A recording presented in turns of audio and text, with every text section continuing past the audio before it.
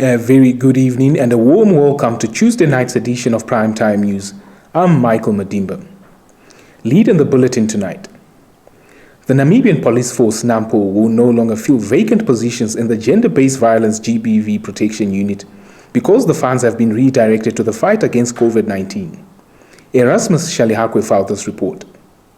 This was confirmed by Minister of Home Affairs, Immigration, Safety and Security Albert Kawana in a recent interview when Nampo followed up on the recruitment of police officers, which government announced last year in order to fight gender-based violence. In October 2020, Prime Minister Sarah Kuongelwa Amadila announced in Parliament that government would avail resources to ensure that Nampo identifies suitable candidates to fill the 159 available vacancies at GBV protection units as a matter of urgency. She said this while responding to demands by anti-GBV protesters who last year submitted a petition to Cabinet requesting government to capacitate the police with enough resources that would enable them to finalize GBV cases and arrest culprits. However, Kawana said due to the pandemic that is wreaking havoc on the country's economy and putting the health system under extreme pressure, government has to prioritize public health. Hence, some of the available funds have to be redirected to procuring medical equipment as well as vaccines. He, however, did not reveal how much was budgeted for the recruitment of police officers. The Deputy Minister of Education, Arts and Culture, Faustina Kelly, expressed concern over the possible adverse psychological effects of the prolonged holidays on learners forced to stay at home because of escalating cases of COVID-19. Maria Kanjungu filed this report. In a recent interview with Nampo, the minister said they fear that the current rise in COVID-19 deaths will leave a lot of children orphaned and unable to return to school, while those who manage to return will need counseling and psychological support. Kaylee said, "Our fear is that many of our children are going to return as orphans from this holiday. We must consider the fact that with the rise in deaths, more and more of our learners are bearing parents, guardians as well as close relatives. So we have to put measures in place to ensure that we have support services available for them when they return." She further added that learners will further return to school to find that they have lost teachers and even schoolmates. She said the government is strongly considering engaging psychologists and called on well-wishers to assist the government in this respect in order to avert the adverse effects on learners. The ministry in the meantime is preparing life skills teachers, some of who are trained to offer such services, to ensure that learners are offered support once they return. They will further engage the Ministry of Gender Equality and Child Welfare, as well as other government institutions with social workers and psychologists for extra support on the challenge. Urban and Rural Development Minister Erastus Utoni has assured the public that government will continue to provide the needed support to families to acquire shelter, access affordable land, and benefit from infrastructural development in informal settlements. The minister said government through the Line Ministry has achieved its goal of delivering 200 houses in Phase 1 since the project was launched in July 2020.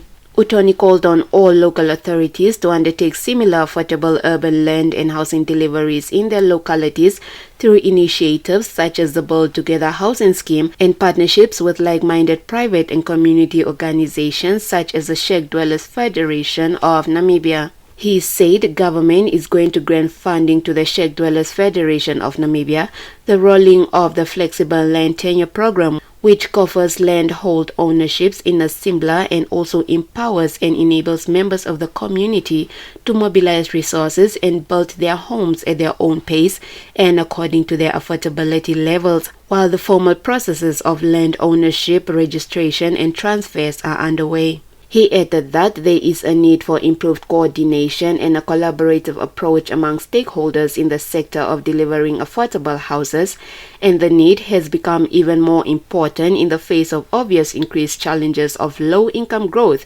and reduced fiscal space, which have been worsened by the huge negative impact of the COVID-19 pandemic. At the same occasion, Windhoek Mayor Job Ampanda also discouraged the idea of setting up Shabeens next to a house on the same earth, saying Shabeens can have unpleasant consequences.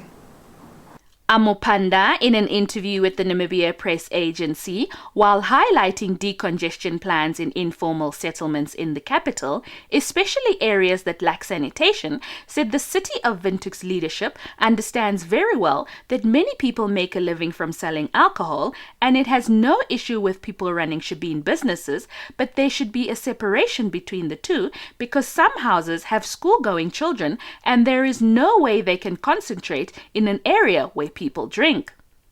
We are not saying there should be no Shabeens. What we are saying is that there should be a difference between where people live and where people drink and have fun. We know people are paying school fees with money they generate from selling alcohol, but the same man buying a beer did not pay school fees for his kids, Amupanda stated. He added that the city is now losing the battle of controlling Shabeens because some people apply for land indicating that they are going to build houses, but then later turn the house into a Shabeen, and it is hard for the city to reverse the decision of granting land to the individual. He further added that the city of Windhoek has temporarily suspended applications for liquor licenses until it can find a better method that is suitable to control the growing numbers of Shabeens. Stand by for your top roundup.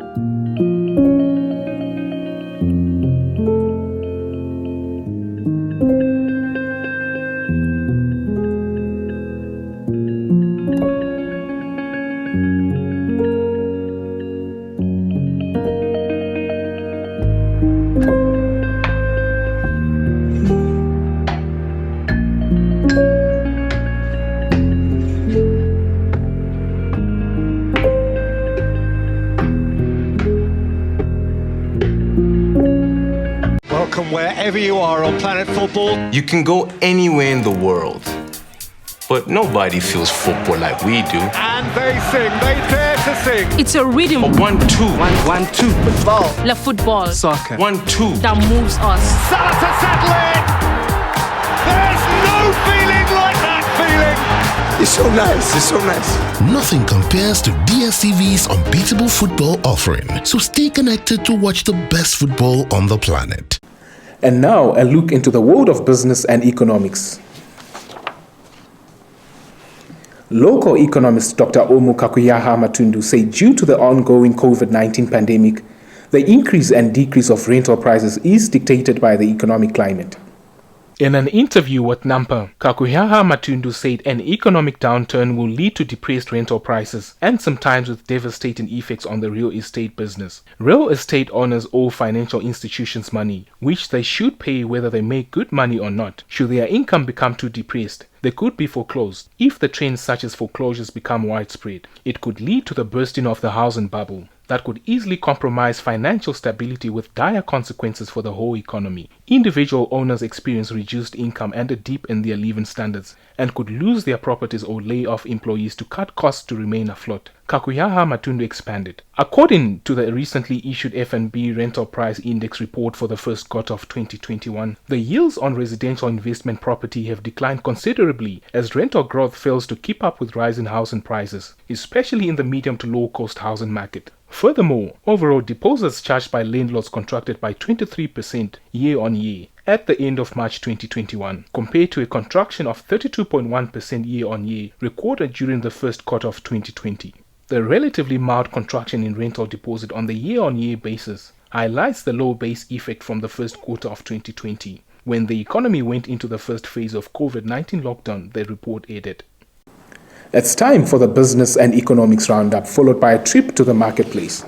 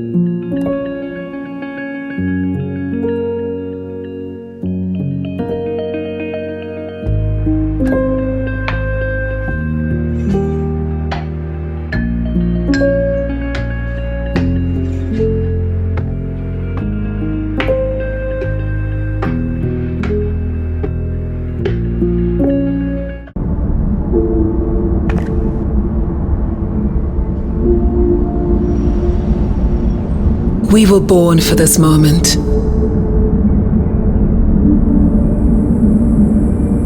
For every rise, every fall, to make the impossible possible.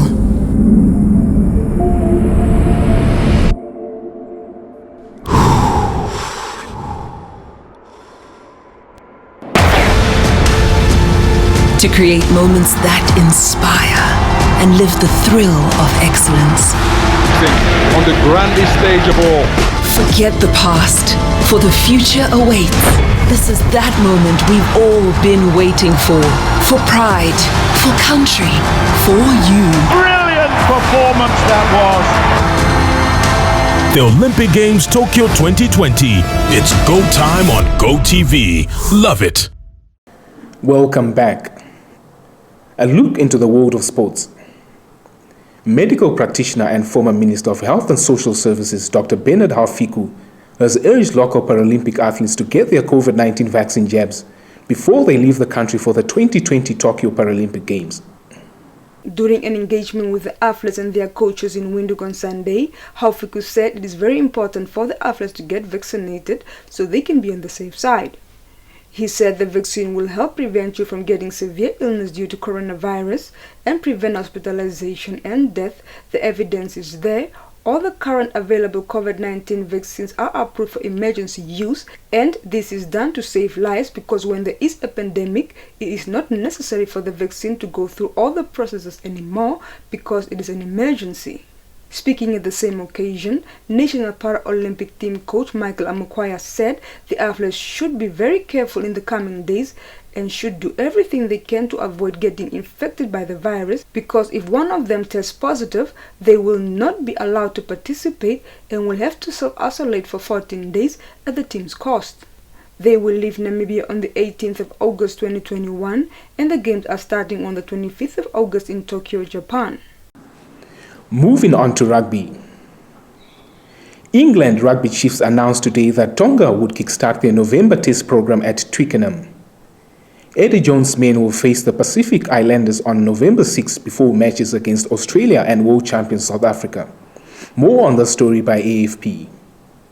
England last faced Tonga at the 2019 Rugby World Cup, winning 35-3 in the group stages. This match will continue our rivalry from the World Cup where we had a good tough game against them, said Jones. They produce a lot of good players and play physical, exciting rugby. England finished the 6 years, Six Nations in 5th place, but swept aside the United States and Canada earlier this month. With the young squad we had in July, the 13 players who joined up with the Lions and the others who have spent their summer regenerating, we know that it will be a strong competitive group of players this autumn, Jones said. Your sports roundup awaits you.